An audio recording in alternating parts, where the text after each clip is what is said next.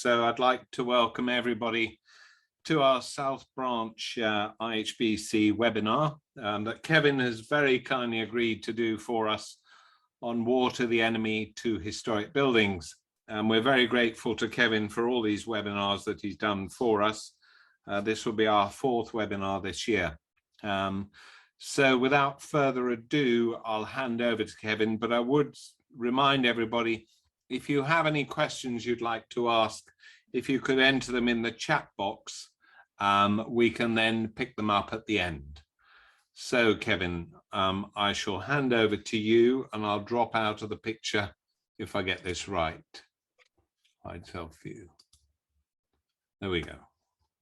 Well, I thought this would be a topical subject with the current discussions on climate change and the proposed meeting later on this autumn in Glasgow, etc.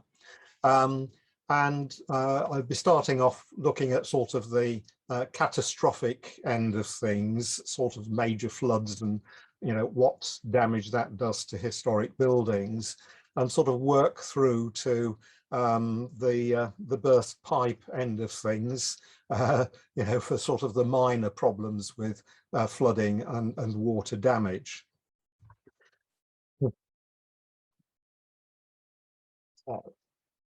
Okay, so flooding is becoming a regular event. We're sort of told when it happens, well, this is a once in a 50-year sort of occurrence, but those 50-year occurrences seem to be coming at quite regular intervals now, and it's suggested that probably it's due to global warming. We've got rising sea levels, but also some of it's our own fault for building on the floodplain and covering large areas with impervious surfaces for car parking and so on. So some of it's sort of self-inflicted. But looking at sort of the dramatic end of things, back in 2000 we had some quite nasty floods, particularly in the south of England, and here you can see Lewis, which was very well publicised event, flood event. The river broke its banks, basically in the area here where that sort of placard is. It was due to, in this area, lack of maintenance of the retaining wall to the river. And when it rose, it broke through and flooded the whole of the historic town centre. And this is most unfortunate because the majority of the historic buildings in Lewis are fairly low lying in this central area. There is sort of the sort of Georgian developments going up the hill, but most of the earlier buildings in the town centre are down near the river for sort of transport reasons back in the latter part of the medieval period. And the flooding, the problem with flooding of this nature is that its consequences are fairly long lasting. And here, a year on, many of the historic buildings were still not back in use. They were still being repaired or being dried out. And one of the big problems with a major flooding is that the fabric gets absolutely saturated, and it's on average about an inch a month for drying out. So if you're dealing with a 9-inch solid brick wall, you're looking at 9 months before it's really, dried through. And the flood waters affect different materials in different ways. Interestingly, most of the historic buildings, it took just over a year to get quite a lot of them back into full use. Whereas the modern supermarket behind the buildings, that was back in use within 6 weeks. And the big difference there is that the modern materials were basically impervious, and most of the surface coverings were lightweight plasterboard and such like. And so the day after the floodwaters went down, they simply sent in the lads and stripped out back to the shell of the building. Everything went in the skip and away, and new surfaces were brought in, and they were able to start trading again within about 6 weeks. With the historic buildings, it's a different kettle of fish altogether. You're dealing with porous materials, and they will absorb water fairly quickly, and they give up water fairly slowly. One of the big problems is where the sort of function of the structure has been interfered with modern surfaces. So if you've got cement renders and gypsum lime plasters, it inhibits the drying out, and so those have to be stripped off. But if you've still got the historic lime plasters and lime renders on the fabric, you can allow them to dry out slowly. Water will gradually move out of those structures. The big problem is where you've got timber within the building, and also the interface between timber and damp masonry fabric. And in those areas, one can get nasty outbreaks of dry rot, etc., during the drying down process. I have prepared a sheet of paper that you can have by email later, which actually looks at all the historic materials, traditional materials, and how they react in a flood situation, and how to sort of cope with them drying down. Things like panel doors need to be taken off and stacked flat with air gaps in between so they can dry out slowly, but you don't want them to warp. Things like floorboards, if it's oak floorboards that's down, that's fairly reasonably well dimensionally stable in damp conditions. So you just lift sort of a few boards here and there to allow air movement underneath the floor for drying out. If it's softwood boarding, that is not dimensionally stable. It expands rapidly when wet, and so one has to lift the floorboards and again stack them and dry them down slowly.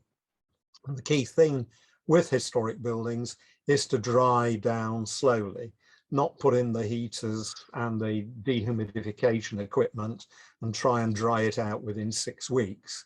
It needs to be a slow process, and the structure will survive. And so a year later, quite a lot of reinstatement still waiting to be done as the buildings gradually dry out. And you can see, although the water flooded probably in this area of town, it was only about 1 foot deep, it was sufficient to saturate the base of the walls. But what's more concerning is lack of maintenance on this building. You can see the downpipes been leaking for years, and this sort of green growth behind. So this poor building doesn't really fare well in this sort of situation. Also, it's not just sort of the coastal areas that were badly hit, and alongside major rivers. At Uckfield, just inland in Sussex, you have something that's really a large stream. It's not really a river. And again in 2000, that was subject to flooding, flash flooding with water running off the hard surfaces upstream, and also within the town.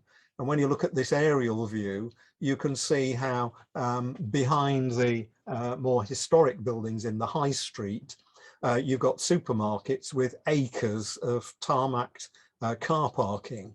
And in fact, all the areas here underwater are tarmacked car parks. So you have a very rapid runoff of water. The stream can't take it, so up it comes and floods the historic core. And alongside here, you can see Bridge Cottage, which is quite a nice 15th century timber frame building.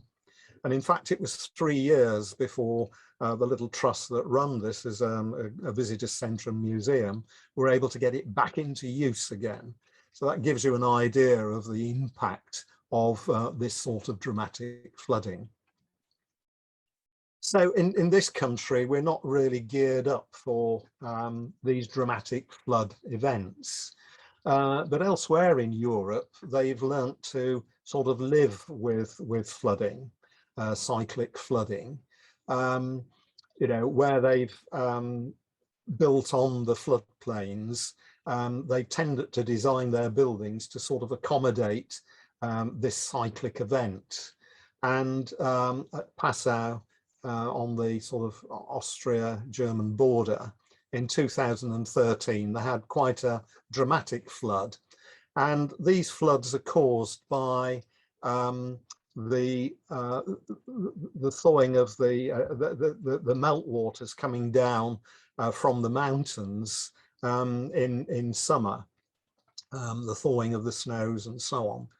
And it's a confluence of 3 rivers. And so the water can rise quite dramatically.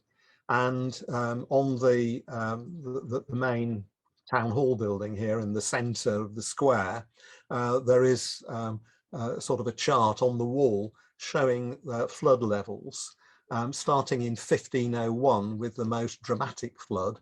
And you can see it's 13th of August, so it's midsummer. We're not looking at winter flooding, it's the melting of the snows, etc.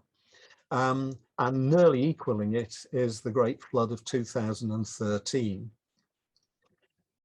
So if we look at you know, the situation, they expect a little bit of flooding every year, and they have sort of arrangements of raised walkways, and most of the buildings down by the riverside you can get in at first floor level from these walkways. But as I say, it was quite a dramatic flood in that year. And I visited the following year and was interested to see how they were managing to sort of accommodate these problems. You can see the level of flood water is extremely dramatic in 2013. Not only the ground floor, but also the first floors were flooded, which is very unusual. Normally it's just the ground floors. And so right from the late medieval period onwards, they've been designing their buildings with undercrofts that are for sort of seasonal storage use. And all their living accommodation is first floor and above. And they expect these undercrofts to flood in winter, in the meltwaters. They then simply, as the water goes down, they hose them out, and you know, back to using them again. They dry out fairly rapidly in late summer. And so, you know, the whole sort of centre of the town down at the flood level is designed to accommodate this. And what was interesting was some of these buildings in the past had been rendered at lower level with cement renders, new, you know, modern cement renders, and also gypsum plasters internally. And these were being stripped off in the year after 2013, and lime renders and plasters were going back on. Because they realized that the traditional materials allowed the walls to dry out much more quickly, and the modern cement renders and plasters you know, were a real nightmare. So you know, there they've adapted their buildings and they've gone back to the traditional materials to cope with these flood situations. Well, we all hear in the headlines about Venice and the problems of storm surges and high tides for Venice, and global warming and the rising of sea levels. But also we need to waken up to the fact that it's going to affect us as well. In the past, things like the Thames Barrier were sort of a quick knee-jerk reaction for saving London. But what about the rest of our coastal areas with their historic buildings? It's been calculated by the scientists that this century we can expect anywhere between 0.3 and 1.3 meter rise in sea levels, depending on whether we get a handle on global warming and the retreat of the ice in the poles, in the polar regions. And quite dramatically this year, we saw the effect of these storm surges here in Hampshire. In 2019, we had a bit of an early warning with the scouring out of the ground here beneath the late 18th and 19th century fortifications around the Henrikian shore fort here at Hurst Castle in Hampshire.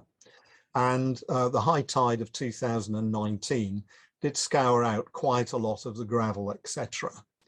Well, this area is not only of historic importance, a high sort of heritage importance, but also it's an area of nature conservation.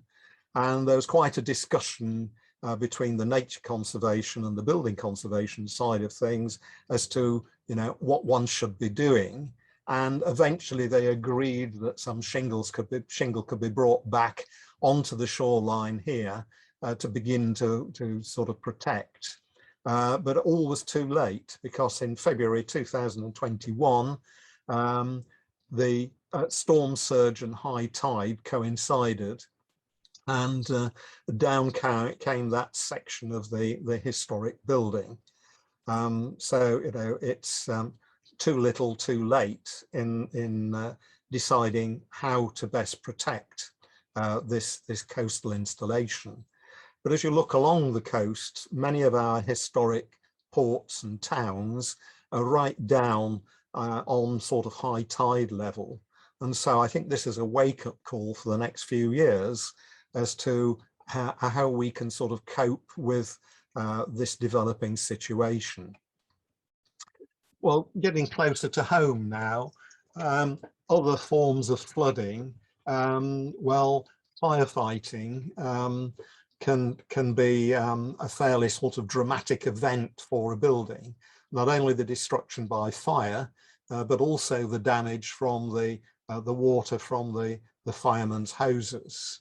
And this, again, you can reckon a good thatch fire like this, which also damages the first floor of the structure.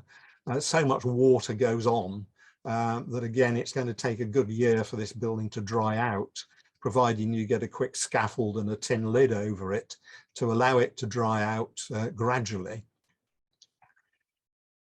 And it's this slow drying out process that really does hold up sort of getting the family back into the building. And you can't rush it with historic buildings. So you've not only got the fire damage, but also the water damage, the floorboards warping, doors warping as they gradually dry out, and so on. And also the interface between the timber where it's built into the masonry structure. So this all needs very careful handling. And the ideal thing is to get a cover over the building, get a tin roof on the top, plenty of ventilation to let it dry down gradually. And this, in fact, in the bottom corner here is a cob building I dealt with, where the most severe damage to the structure was water damage to the cob. And we were keen that it shouldn't continue to be damaged by rainwater. And so this was a slow drying out process. Less dramatic is domestic water problems. And here we've got a building where the owners went off on a skiing holiday for 3 weeks in January. And the day after they left, the ball cock in the tank in the roof stuck, and the water overflowed through the overflow pipe, thank goodness. So the water all cascaded down the exterior of the building, but the problem wasn't discovered until 3 weeks later when they returned home. And this had done quite a bit of damage to the mortar joints on the exterior during that January period. But water had soaked right through this 9-inch solid brick wall, and the modern plasters inside had just given up, basically. The sulfates had been released in the plaster, and you'd also got bleed from where a chimney had originally been, etc. So it had really sort of wrecked the internal decorative surface of the building. So big problems here. The insurers were not willing to pay for storage of furniture and so on for any great length of time, and they insisted that the occupant should be able to get back into this area of the building within a couple of months. Well, 9-inch brick wall, saturated from top to bottom, you know, it's going to take a year or so for it to dry out thoroughly before you can put, you know, modern plaster surfaces back. So what can one do to sort of balance between the aspirations of the owners wanting to get back in quickly, the insurers saying they're only going to pay for storage for a few months, and you know, you're dealing with a listed building.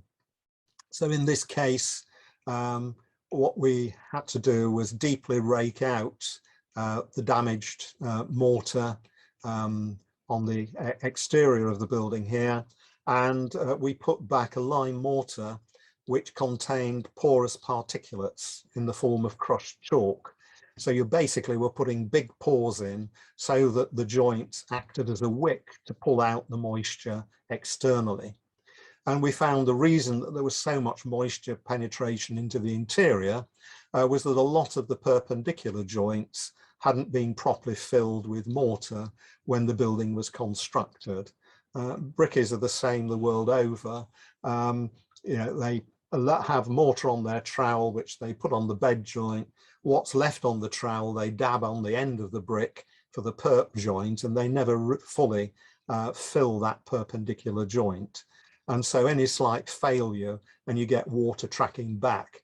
And particularly where you've got Flemish bond, you've got header bricks running straight through the structure, carrying water, if it's a defective joint, through into the interior of the building. So we could assist with the drying out of the exterior surface of the building. Internally, we needed a stable surface for decorating on fairly rapidly. So in this particular case, we used the Eco cork material. This is coming out of Portugal. Now we're not using as many real corks in wine bottles. It's all these metal screw caps these days. In Portugal, they diversified with their uses of cork. And this is an ideal material. It's a good insulator. It's also very good in a fire situation. It just chars. It doesn't sort of flare up. And we bedded this on a lime mortar base onto the walls, and then did a lime hemp plaster on the cork board. And this basically slowed down moisture movement internally, and we'd encourage drying out externally.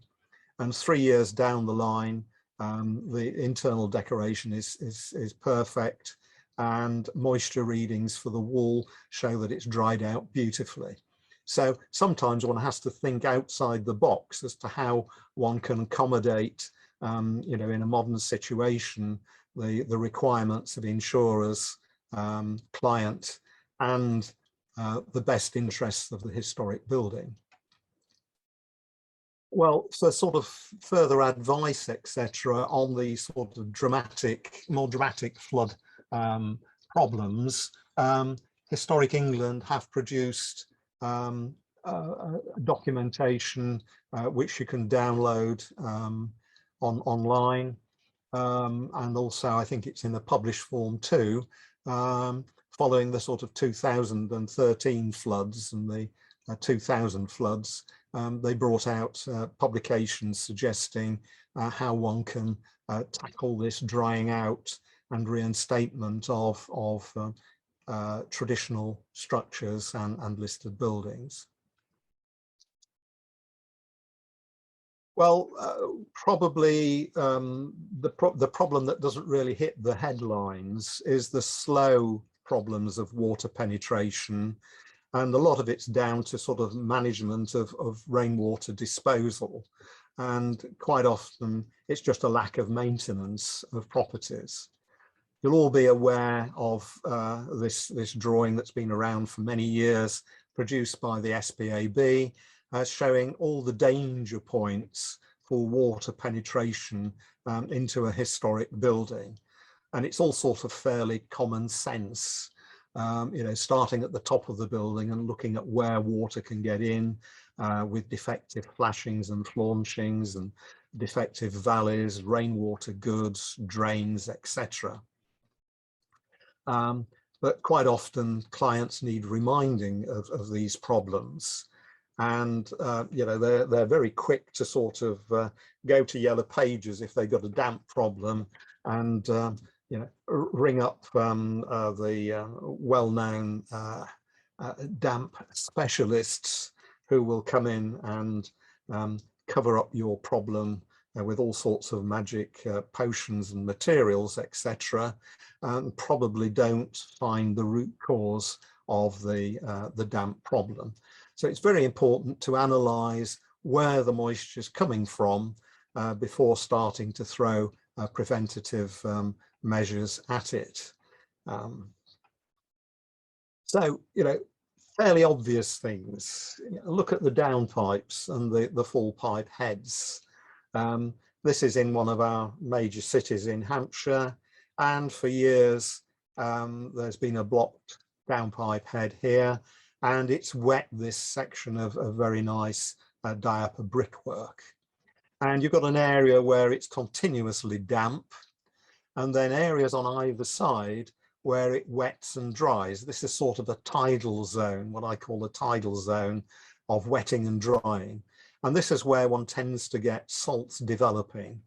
They're in solution, they come to the surface, and then they crystallize as the structure dries out. Where it's continuously wet, they're in solution all the time. So the danger areas are on either side as far as the masonry is concerned, because as the salts develop and crystallize in the pores, they will expand, and eventually they will destroy zones of brickwork on either side of this damp area. Well, one of the major problems is blocking of full pipe heads. And where you've got historic full pipe heads, it's difficult to know how to quite do the balancing act between preserving the historic item, yet making sure it doesn't block. Because, you know, these are nice level platforms for building nests on, etc. They're an open invitation for birds, and then blocking, etc. And here you can see this one has had a little sort of gargoyle spout, lead welded in, but you know, it still sort of gets blocked. And so this is a well-versed solution. It's reversible. It's not really seen from ground level because the angle of this cap is such that it's when you observe from ground level looking up, it's not within sort of your sphere of vision, and it's designed to be at an angle that's difficult for birds to alight on and nest, etc. And so, you know, this is one possibility, and it's reversible. You haven't damaged the historic artifact. In some places, you know, things like gargoyles are much better than downpipes on things like historic church towers. You know, that spews the water right out you know, a distance away from the structure, and so one doesn't get these sort of wetting problems. And rarely do you get a gargoyle blocking. So a lot of damage caused by defective rainwater downpipes. This first photograph here, you can see a fairly dramatic wetting of this structure. This is one of the Palmerston forts down at Portsmouth, the one that's managed and used for conservation work by English Heritage. I say no more. It was blocked for quite a number of years. Here we've got a historic church, and the downpipe was blocked alongside the buttress, and it only took a couple of nights of heavy frost with the saturated buttress here being badly damaged by frost. And so no longer is that buttress doing the very important supporting structural element that it should be. And so, you know, for the sake of a few pounds with a man with a ladder clearing that downpipe, hundreds, well, thousands of pounds worth of damage has been done to the stone structure, and potentially one could have a real structural problem with the failure of that buttress. This final shot here is of a very fine Grade 1 Lutyens building, where the exterior is chalk block, plunge block. And again, this was overnight frosting from saturated structure from the blocking of the downpipe here. And this was back 30 years ago now. Even then it was £15,000 worth of damage done sort of overnight. Well, yeah, you know, sometimes it's quite obvious, but people don't notice. You know, how can you not notice the problem here with, you know, the nice growth of ferns and so on, and vegetation? It's really sort of pointing out the problem for all to see. And yet, you know, lack of maintenance creates the havoc. Again, here we've got a bank building in the middle of the center of a city, and downpipe being blocked for a long time, wetting the wall here, and you've got salt damage on either side. And it's been caused by sort of birds nesting in the downpipe head. You know, they've netted the windowsills, etc., to you know, stop the birds sort of alighting on either side. And we've got nice bird spikes up above on all the levels here, but the downpipe's been left to be blocked. And so it's the right sort of maintenance that's required. Here we've got a historic country house that was bought by a development company for turning into, at the time, I think it was going to be a hotel or something of that nature.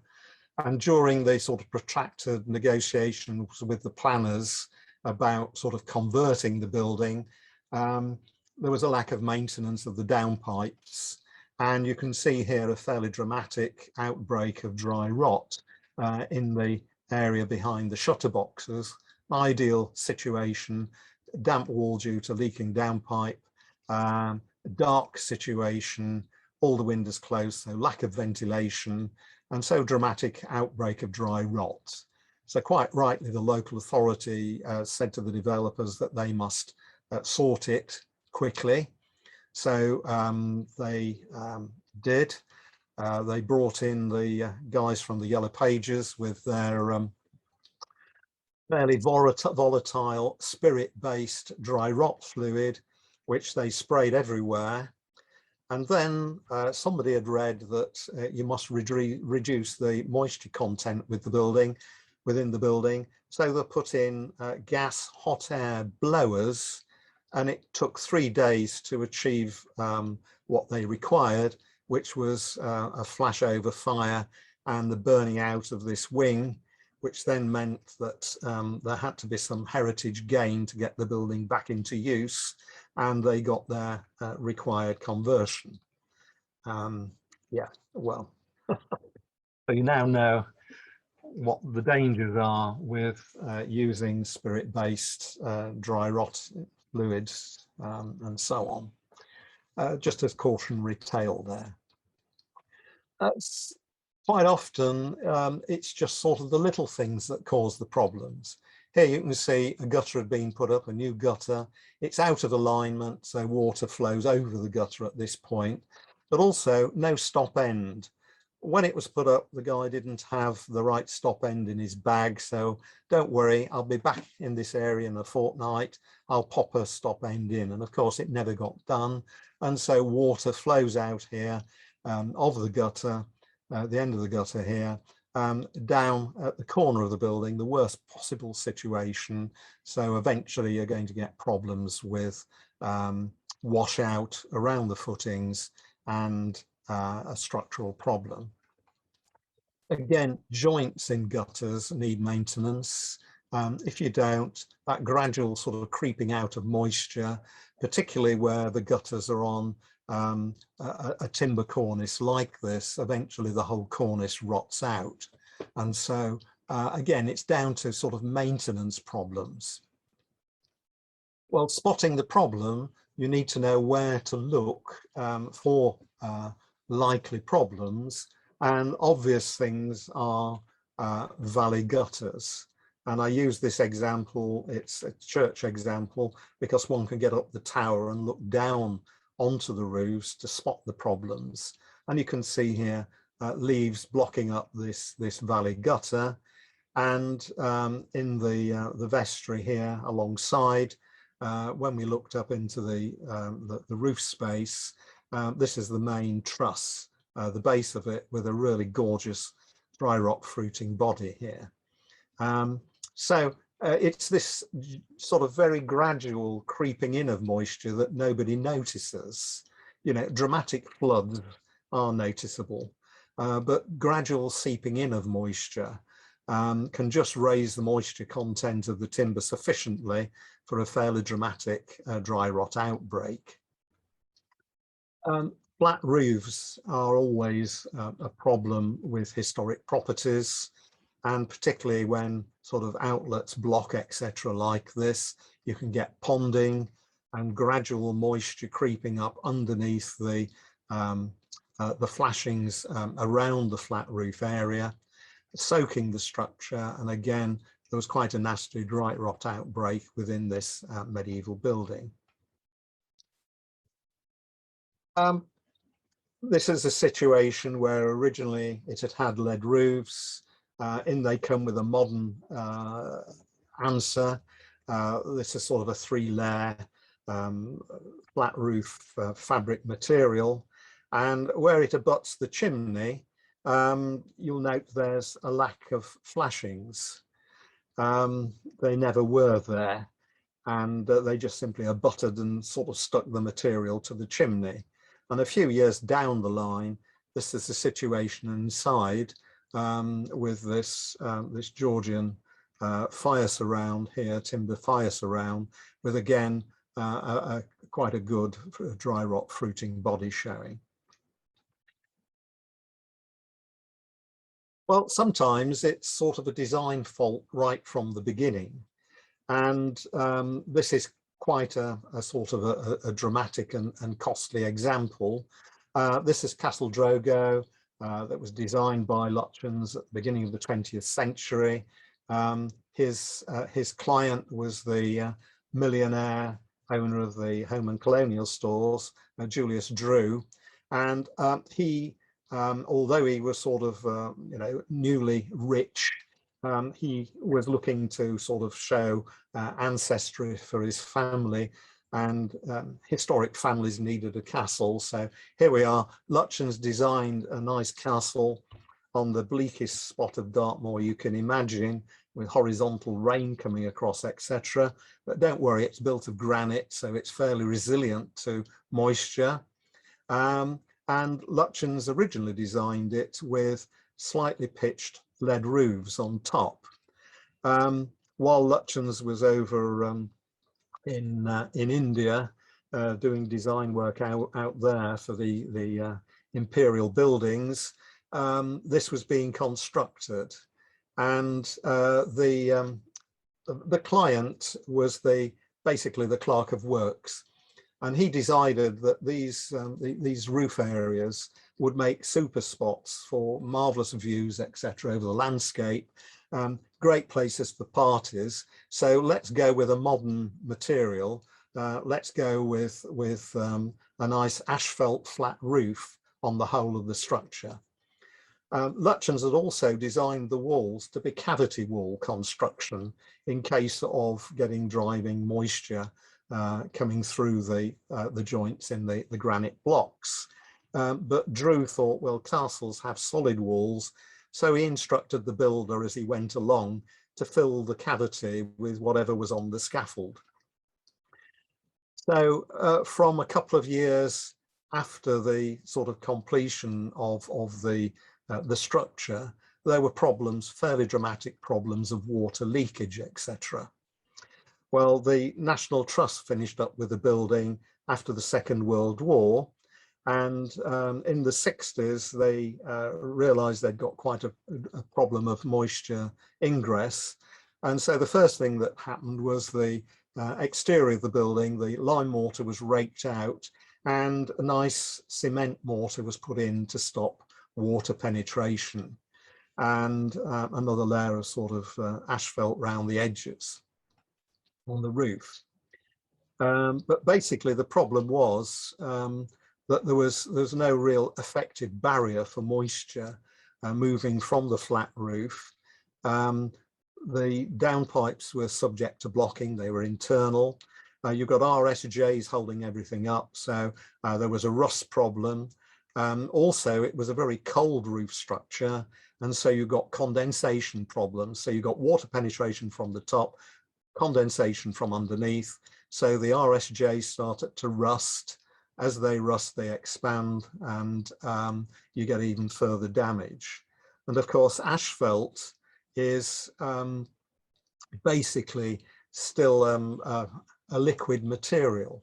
It will move in summer when a bit of sun gets on it, and it will thin down and it will creep. And so dramatic problems with cracking, joints opening up around the edges.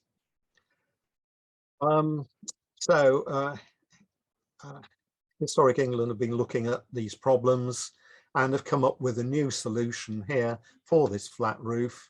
They're looking at this Bowder system, and that's just recently been installed with flashings right the way through the parapets, etc., to stop water penetration downwards, and joints have been raked out and lime mortar's gone back in.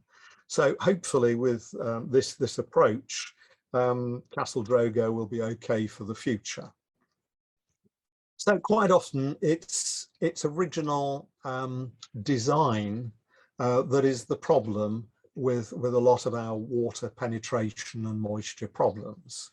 And you know, when you see a roof structure like this from above, it's a nightmare for maintenance.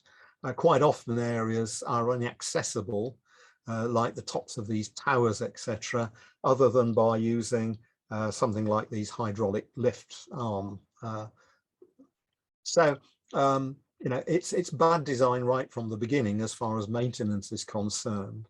So this needs some sort of inspection hatches on the rear elevations where they can't be seen, in order to sort of get out and you know, maintain these hidden valley gutters and so on. But sometimes it's not sort of designed by intention, but by accident.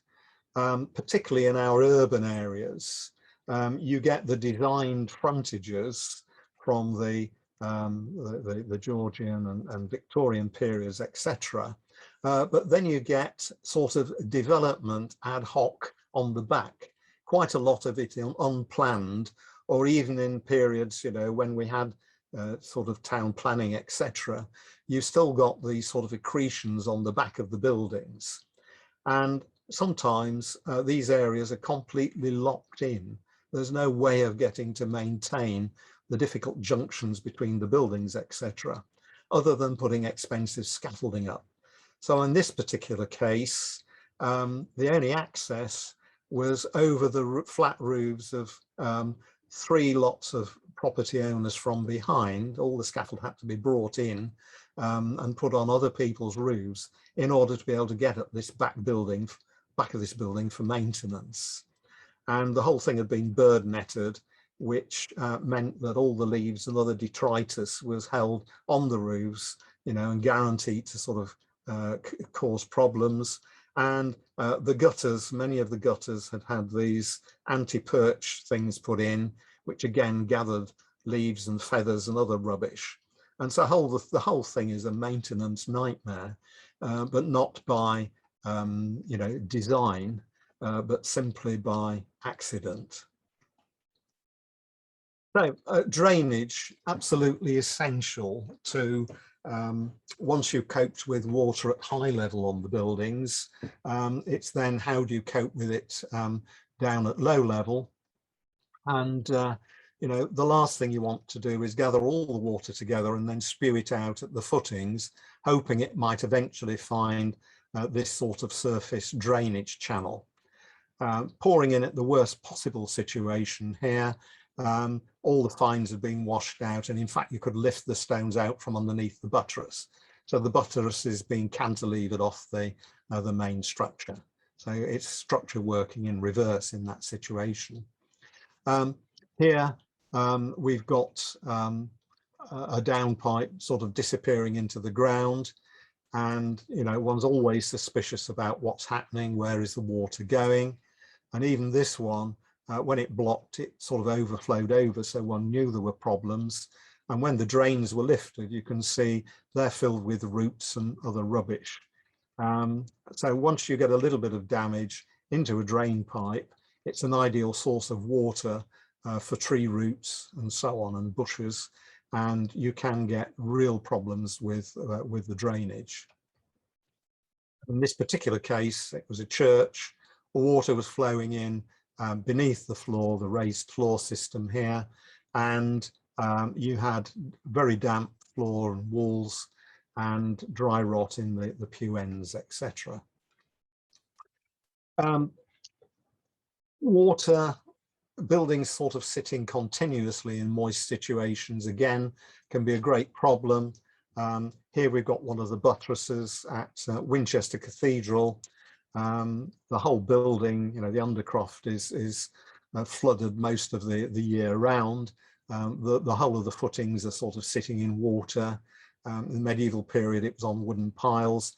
Beginning of the 20th century, Diver Bill went down and underpinned the whole thing. But you've still got great problems with moisture rising here.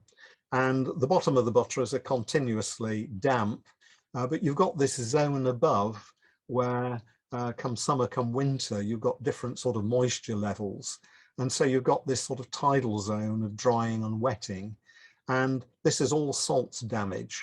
And the worst areas are on the corners where you've got 2 faces for evaporation, and the salts fairly aggressively develop and will blow the stonework apart on the corners. Where you've got wet footings, particularly stonework in winter, you can get a frosting situation. Again, this is one night of severe frost has done the tremendous damage there. So we need to think about water management around the base of our buildings. One of the biggest problems is with thatched buildings, because thatch doesn't normally have downpipes and gutters, and so water drips off the thatch to the ground. Historically, you would have had a little bit of a trench around the building to sort of accommodate the water coming off and allowing it to sort of drain away. The big problem over the last century is people have put concrete paths around the exterior of the building, and even if it was sloping slightly away, one still gets this problem of wetting. The water drips, hits a hard surface and splashes up, and you get a wet zone at the wall bases. And this manifests itself internally with damp walls. And this is all due to sort of splash up and can create absolute havoc to decoration, even where one's got lime mortars on the internal wall surfaces. So you need an absorbent surface outside to accommodate the drip from things like thatch roofs. So it's a little bit of sort of retro designing you need to do in order to accommodate that problem. And one of the worst situations is the placing of a heat source, where you've got a solid wall structure, thatch and water splash up. Here you can see a mobile heater has been put in this corner, and this is one of those heritage paints, but it's not a lime wash, it's not a true microporous material, and you can see that it's moisture's being encouraged to evaporate in the heat zone above this heater.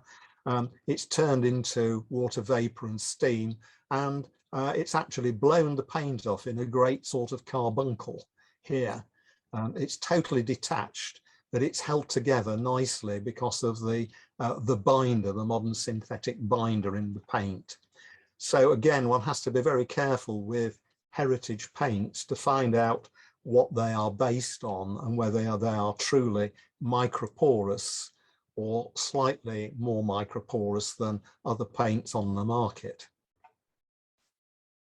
At high ground levels, also a problem. This is a fairly dramatic one. It's an example again of a church with a high ground level due to burials around the exterior of the church. And so again, you've got very moist situations at the wall bases. And the way that they've overcome this in the past, in the 1960s, was to tank up to about 5 foot high within the building with a tanking system. And all that's done is force the moisture from this level upwards into the historic plasterwork, and it's endangering the wall paintings above. So very important to understand what the problem is, lower the ground levels, re-render with a lime render with porous particulates in to try and pull the moisture out, take off the tanking inside, and again use a lime plaster with porous particulates, and put a drainage zone around the building, making sure that it really does drain and not become a moat. And this building, over a period of 15 years, the damp is now probably about 1 inch or 2 just above floor level. The rest of the structure is dried out beautifully. It does take a long time. Okay, so spotting the problems then, quite often moisture problems are due to previous poor work or inappropriate solutions, the wrong materials being used.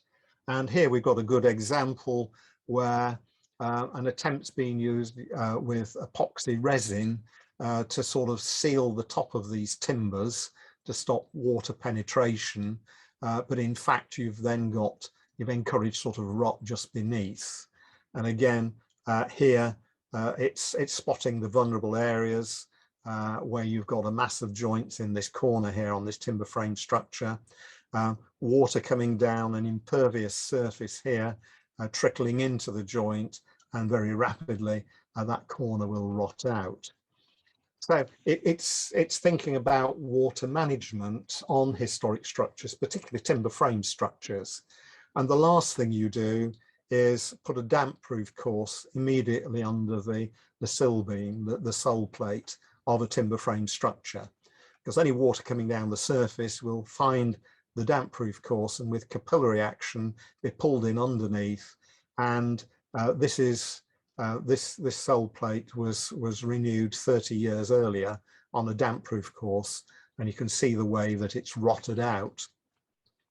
And again, I've seen other examples. Here we've got sort of a lead flashing over the base, the sill wall here of a timber frame structure, and that lead flashing goes right through to the interior, And so basically water coming down the surface is taken within the structure and is encouraging sort of rapid deterioration at the bottom of the wall. Other sort of horrors, things like injected damp-proof courses have made a lot of money for those guys applying it, but have done very little at sorting out the basic problems with these buildings. Here, you know, the problem is obvious. You've got a tarmac road. You can see the double yellow lines here, right up against the building. You've got puddles in the road, water splashing up onto the building. So they've repointed with the cement mortar to encourage the locking in of the moisture into the structure. It's also been drilled with an injected DPC, so that the injection material runs in. These holes are inclined inwards. I should have really stuffed a pencil down to show you. There's an angle of about 30 degrees going back into the stone, and they've not been plugged up afterwards. So again, you are, you know, tracking moisture back into the structure. So, you know, very little point there in any of the remedial works that have been done. In fact, it's aggravated the situation. And again, here we've got injected damp-proof courses. It's a thatch building. We've got a concrete path running around it. So water's dripping off the thatch, bouncing up and wetting, in fact, the area above. You know, even if this injection had worked, you know, it's not helping because the moisture is getting in above. So, you know, there we've got the, you know, the problems staring in the face. And again, quite often, you know, it's a case of the building's changing hands, a survey's done for the mortgage lender, and oh dear, you haven't got a damp-proof course. It's an 18th century building. Right, you really must have one in order to release the mortgage. So in they come, the cowboys, and they drill holes, you know, up at this level, which, as you can see, is above floor level, miles above what moisture would actually rise. And all it's done is sort of disfigure the building. It's not done anything at all, you know, to assist moisture levels.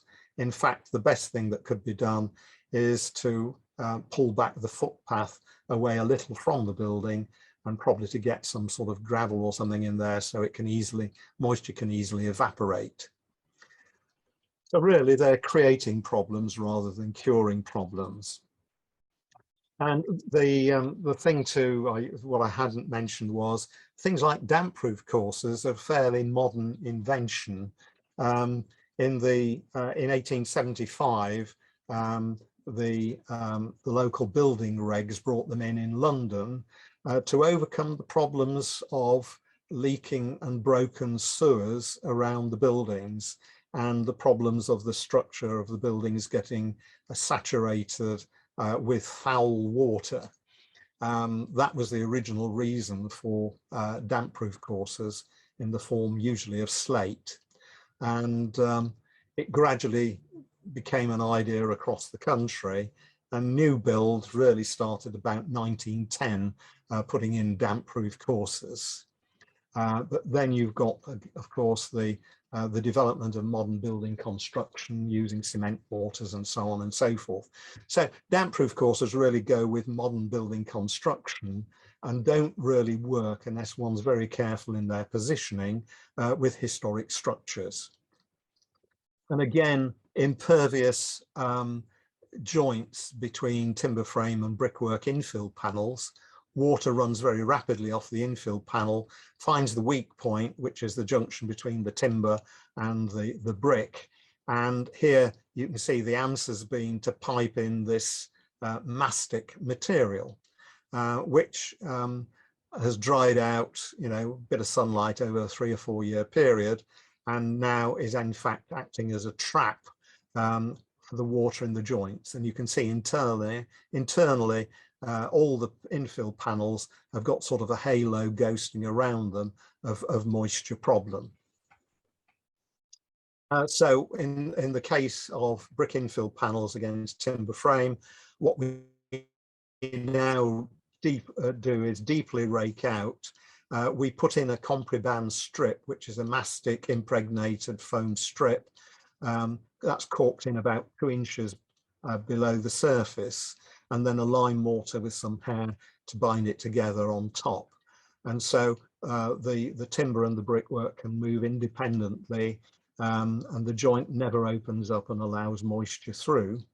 You know, the whole system works quite nicely. So spotting the problem then with solid brick walls, when you get sort of spots of damp like this irregularly throughout a structure, usually that's an indication of poorly filled perpendicular joints on the outside. And so it's a case of raking out and doing some repointing work to stop that moisture ingress. And the other area that's susceptible is on the window reveals, where you can get moisture tracking back and creating havoc. So again, lime mortars are a good idea, and breathable paints, not this impervious material that's on that particular wall.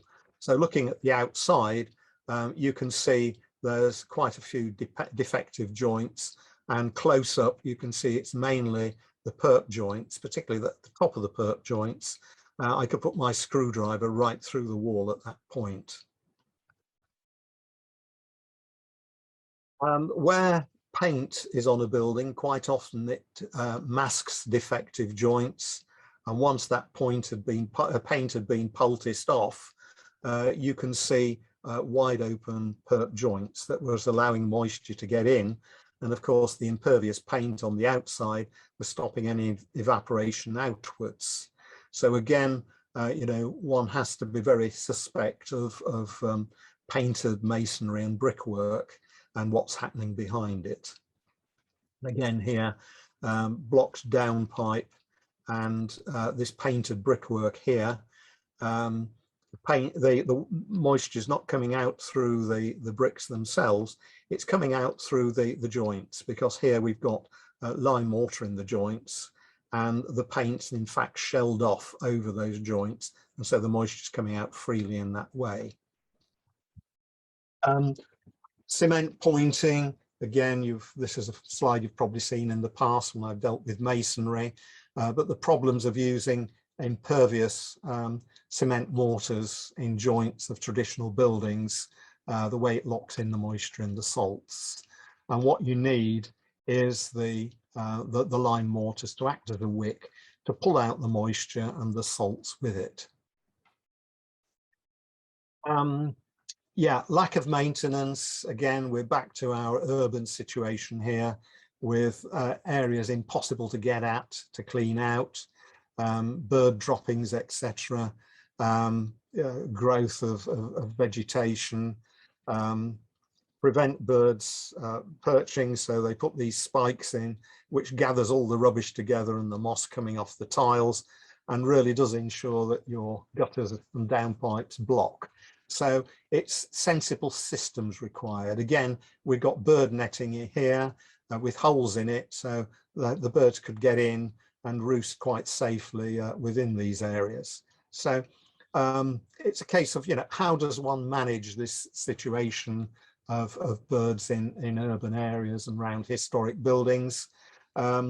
Pigeons, you know, are an absolute nightmare, or on the coastal areas, it's seagulls, etc. Well, netting might work if it's properly installed and maintained, but otherwise, you know, the natural predator is probably the best bet.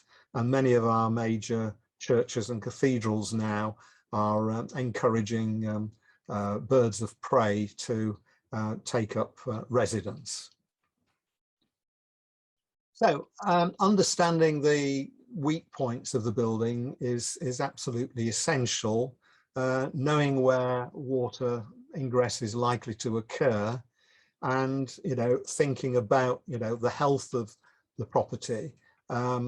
Like churches, it's a great shame that our historic buildings, our heritage buildings, aren't inspected every 5 years.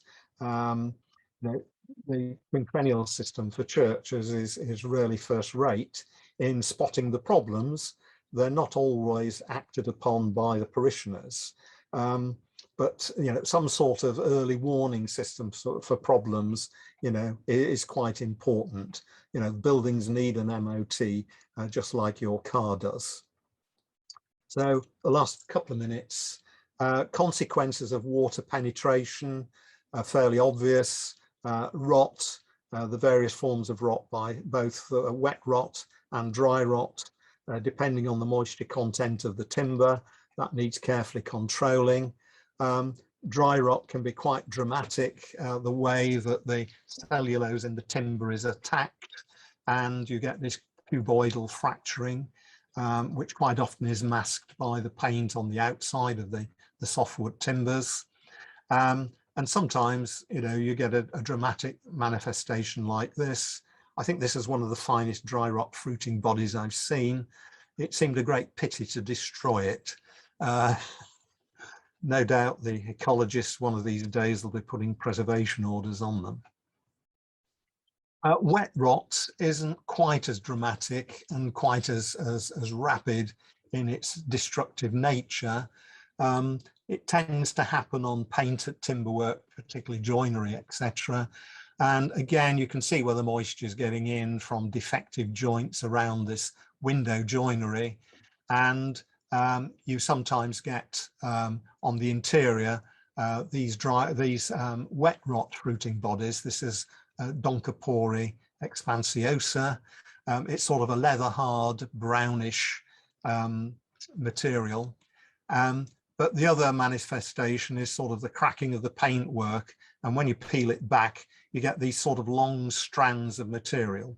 So this is wet rot, where the timber's been probably well over 60% moisture content for a long period of time. So how do you deal with it? Well, first you need to eradicate the problem rather than the infestation.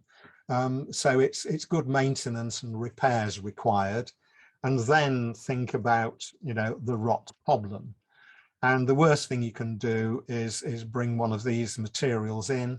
Most of these have now been subject to cost regulations, because not only did they sort of wipe out the dry rot, but also the person applying it. So they were very nasty materials. Ideally, one regulates problems with rot and insect problems, beetle problems, by controlling moisture content of the timber. And you do that by good maintenance and making sure you've got decent drainage. If you have to use a little bit of science to assist during the drying down process, one needs to be using safe products like the boron-based materials, which you can spray on in this sort of microspray technique, just to control the timber during the drying down process from about 35% to 21% moisture content. Once you get below that, you shouldn't have any great problems with dry rot, but you could still get active woodworm and beetle infestation. They like timber that's above 16% moisture content. So the ideal situation is to make sure that all your timber is below 16% moisture content, and you shouldn't have any problems from these beasts. Other problems, water getting into open joints, followed by buddleia, ivy, and other rooting things like this is a little oak tree. So open joints in masonry allows moisture in, which will allow plant growth ultimately. Again, it's spotting the problem at an early stage, not at the end of the process like here. So here we had a gutter that had a leaking joint. The water dripped onto the top of this post and the brecima. That gradually decays. It lets down the brick structure above, and you can see the way it's arched gradually from the point of most slump. That's allowed a dip in the gutter, which has allowed water to pour down here. And so the way they've solved that is to prop up the gutter so it's level again to stop the water flowing down.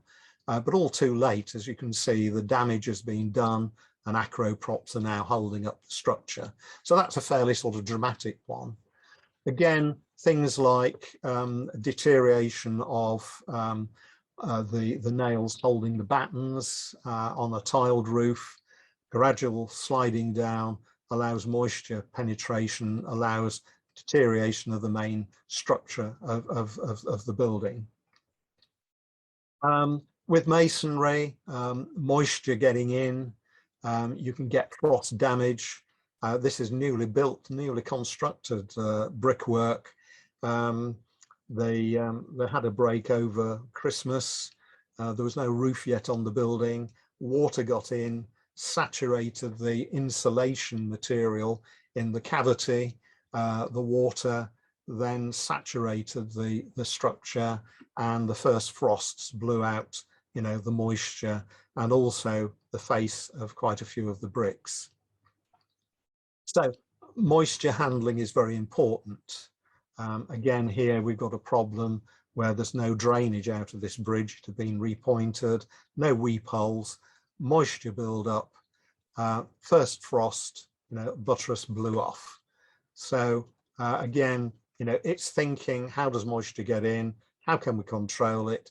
If it does get in, how can we let it out? If we don't let it out, it's going to find open joints and eventually bleed out, bringing, in this particular case, some of the uncarbonated lime from the lime mortar core of this structure has been brought out to the surface and is now being deposited like stalactites. Again, moisture getting in, hard pointing, repointing, not allowing moisture and salts to get out freely. So it's coming out through the bricks and it selects the softer bricks. So those bricks that really should have been discarded by the bricklayer 200 years earlier, but have survived because they were in lime mortars, and now disintegrating rapidly because they're basically entombed in cement mortar pointing. Okay, again, if you've got retaining walls, groundwater percolation, you need proper drainage. You need to manage the drainage through those retaining walls. Otherwise, it will find its way out and eventually blow joints and blow material itself.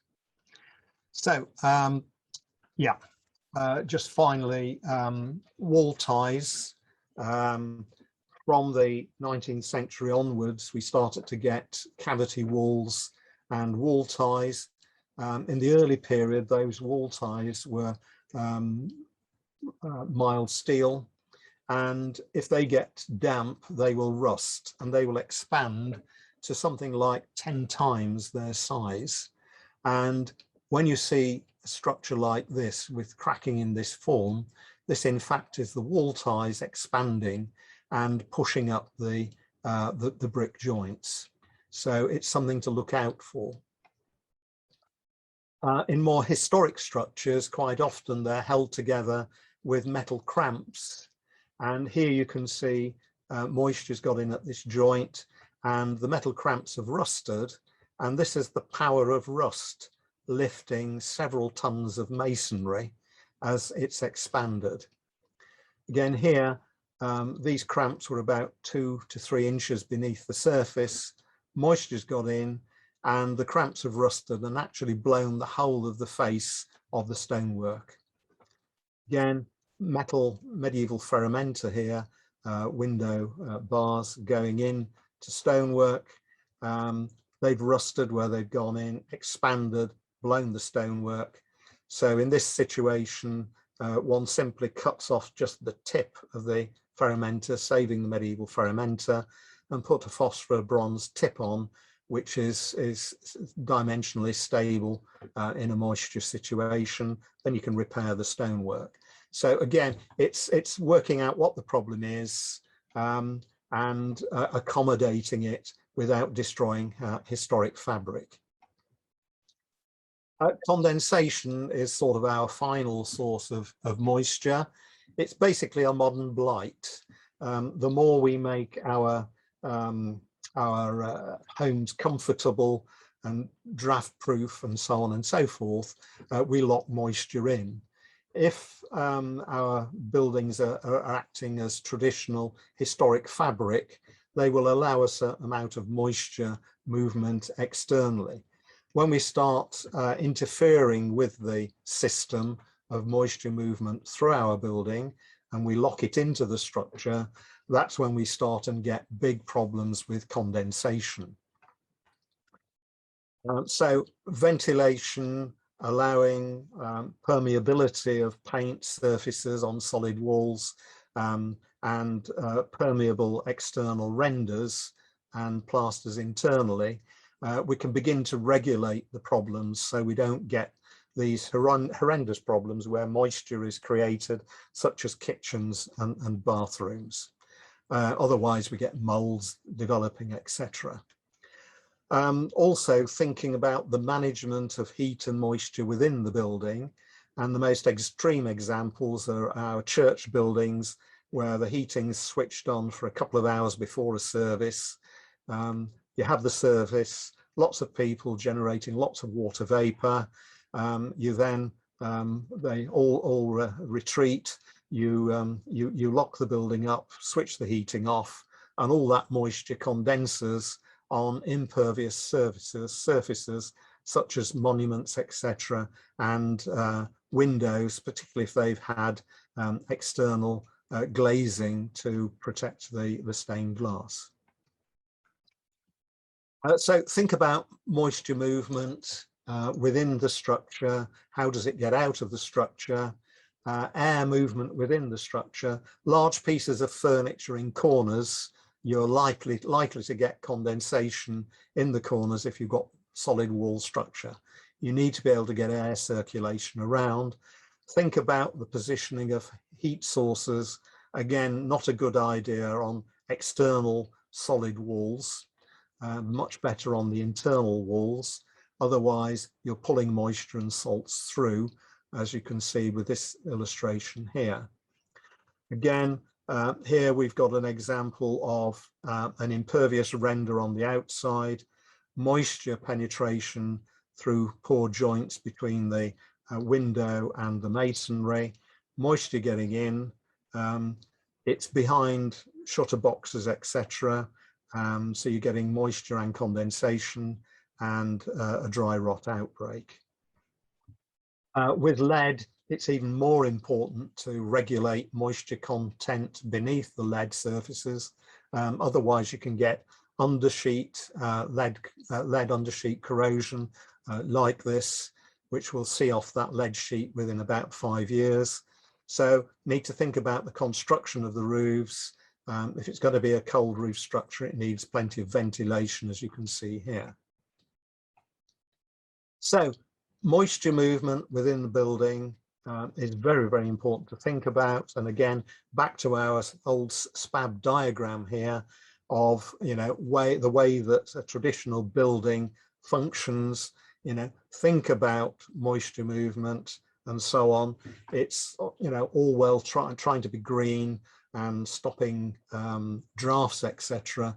But one does need to think about ventilation, moisture movement, and particularly the big problem of condensation. 85% of the perceived damp problems within a building are due to condensation on cold external wall surfaces. Okay, that was a quick rush through, so I'll hand over to our... Thank you, Kevin. Can you hear me now? Yeah. No, that's brilliant. Good. Well done. Everybody else can. Yeah, I believe they can. Thank you. That was just fantastic as always, and I'm so grateful to you, reminding us how damaging water can be and how it must be managed so carefully. We have had one question in our Q&A box, which I'll just read out to you, if we may, and that's from Carmen Bowes, and he's talking about the Eco Cork board installed as part of the insurance claim. And he asked, was it privately undertaken by the client or part of an insurance claim? I've not met a loss adjuster yet who would go down this route without a lot of kickback from insurers. Any comment on that? Yes, the way I deal with insurance loss adjusters, etc., particularly if it's a listed building or a heritage building, I get the conservation officer on my side to say that you know, this has to be dealt with appropriately, and the building's got to be dried out correctly, etc. So I give them the option. They pay for alternative accommodation and storage for the client for a year while we gradually dry the building out, or they pay a little bit extra to accommodate their requirement of getting people back into the building quickly. And it's the same with the use of traditional materials. You know, they might sort of grumble, you know, well, certainly they grumbled about, well, why do you need to, you know, deeply rake out and put lime mortar in all these joints? Can't you just sort of use a water repellent material on the surface of the wall and call it a day? And again, you know, one spelt out in words of one syllable what needed to be done in order to accommodate the claim. It did assist with that building as the client was a very well-known retired High Court judge, and but in other cases I've just stuck out, you know, with the insurers, and you know, eventually you can wear them down. You know, they'll try betterment arguments and all sorts, but at the end of the day, you know, it comes down to, you know, what's the most economic for the insurers.